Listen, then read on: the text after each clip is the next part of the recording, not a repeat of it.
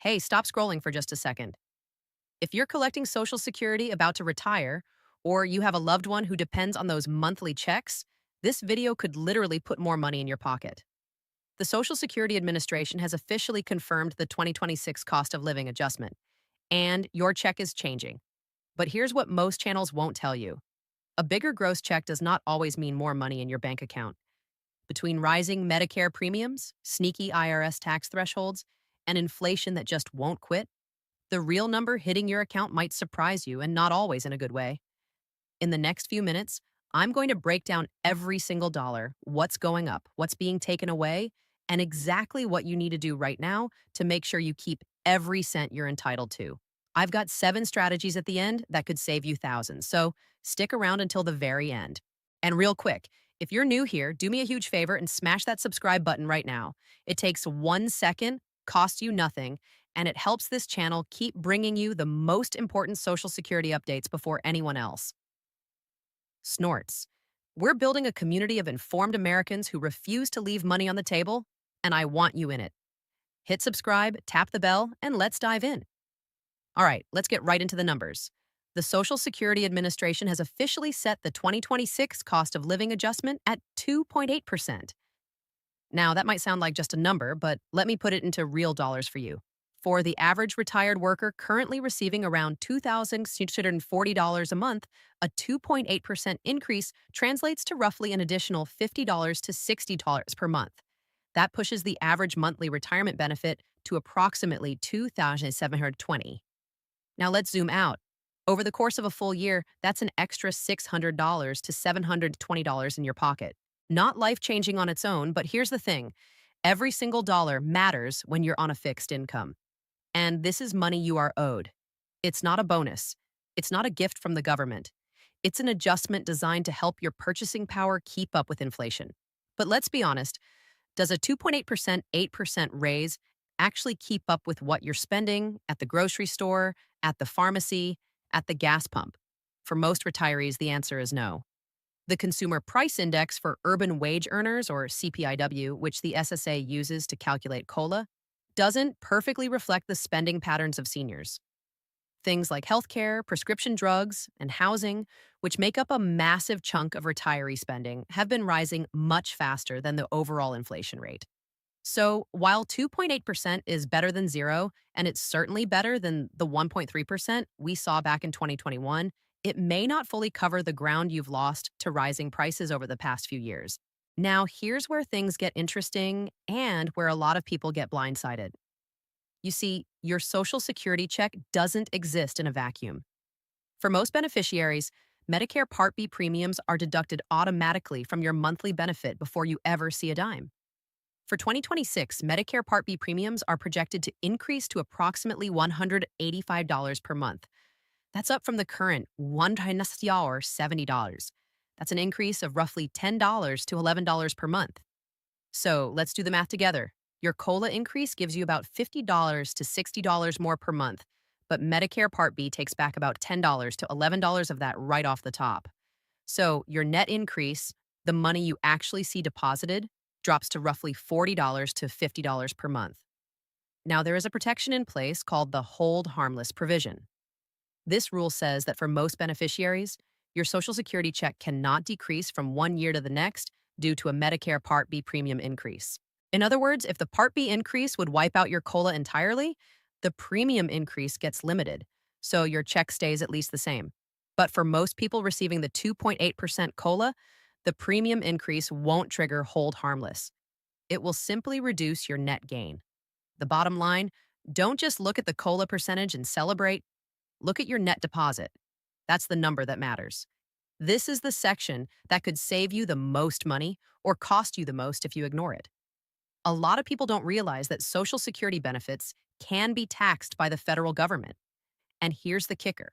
The income thresholds that determine whether your benefits are taxable have never been adjusted for inflation. They were set back in 1983 and 1993, and they haven't moved a single penny since. Here's how it works. The IRS looks at something called your provisional income or combined income. This is your adjusted gross income, plus any non-taxable interest, plus 1/half of your Social Security benefits. Once you calculate that number, here's where you fall. For individual filers, if your provisional income is below $25,000, your Social Security benefits are tax free. Between $25,000 and $34,000, up to 50% of your benefits could be taxable. And above $34,000, up to 85% of your benefits could be taxed. For married couples filing jointly, below $32,000, you're in the clear. Between $32,000 and $44,000, up to 50% is taxable. And above $44,000, up to 85% could be taxed.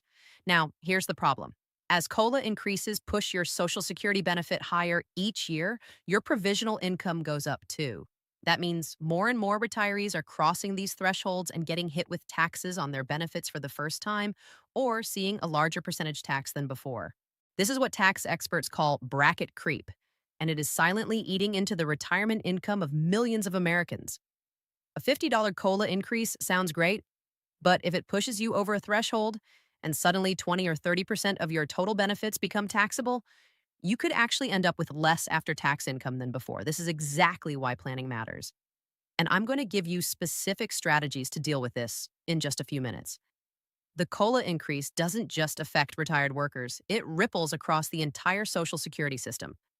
Let me walk you through the other categories. Spousal benefits. If you're collecting benefits based on your spouse's work record, your payment is also going up by 2.8%. The maximum spousal benefit is 50% of your spouse's full retirement benefit. And that 50% is calculated after the COLA is applied to the worker's benefit. So both the worker and the spouse see an increase. Survivor benefits. If you're a widow or widower hour collecting survivor benefits, your check also gets the full 2.8% COLA. For many surviving spouses, Social Security is their primary or even sole source of income. So this increase, while modest, is critically important. Social Security Disability Insurance, SSDI, disabled workers will also receive the 2.8% 8% adjustment. The average SSDI benefit is currently around $1,940 per month. So beneficiaries can expect roughly an additional $40 to $45 monthly. Supplemental Security Income, SSI recipients will see the same 2.8% increase applied to the federal benefit rate for 2026. The maximum federal SSI payment for an individual is expected to rise to approximately $967 per month, and for couples to approximately $450. It's important to note that SSI has different eligibility rules and income limits than Social Security retirement or disability benefits. If you're on SSI, the COLA also adjusts the income thresholds. So make sure you review your eligibility and report any changes in income or living situation promptly to avoid overpayments. All right, this is the part you've been waiting for. 7 proven strategies to make sure you're getting the most out of your Social Security benefits in 2026 and beyond. Strategy number 1, check your My Social Security account immediately. Go to ssa.gov, log in, and review your COLA notice. Make sure the numbers match what you're expecting. Errors happen more often than you think. Wrong earnings records, incorrect benefit calculations, even clerical mistakes. Catching these early can mean thousands of dollars in corrections. Strategy number 2, do a provisional income calculation right now. Add up your adjusted gross income, your non-T taxable interest, and half your Social Security benefit. Know exactly where you stand relative to those IRS thresholds I mentioned earlier.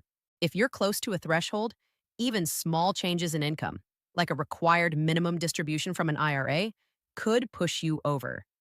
Strategy number 3, consider Roth conversions strategically.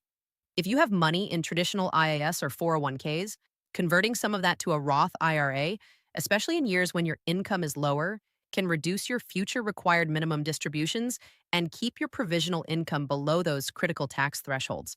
Yes, you'll pay tax on the conversion now, but you could save significantly more in the long run. Strategy number 4, time your income carefully. If you have flexibility in when you take distributions, sell investments, or realize capital gains, try to spread that income across tax years to avoid spiking your provisional income in any single year. This is sometimes called income smoothing, and it can be incredibly effective. Strategy number 5, review your Medicare options during open enrollment.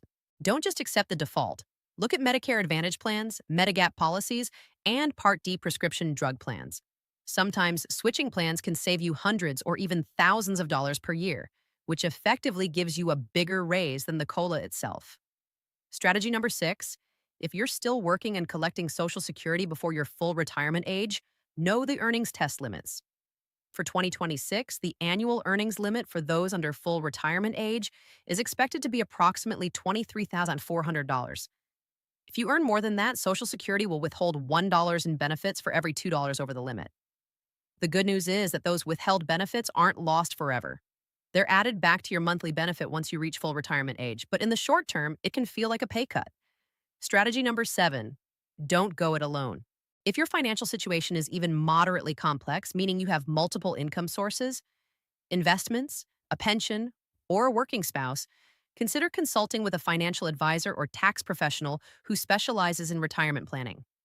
A one-time consultation can pay for itself many times over by identifying strategies specific to your situation. Let me give you the honest big picture view for a moment. The Social Security Trust Fund is currently projected to be depleted by approximately 2033 to 2035. Now depleted does not mean bankrupt. Even after the trust fund reserves are exhausted, ongoing payroll tax revenue would still cover roughly 75 to 80% of scheduled benefits. But that potential 20 to 25% cut is something every American needs to be aware of and plan for.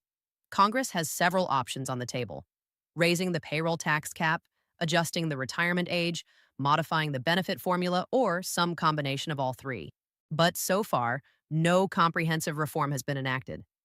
What does this mean for you? It means that while Social Security remains a critical foundation of retirement income, relying on it as your only source of income is increasingly risky. Diversification through personal savings, employer retirement plans, and other income sources is more important than ever.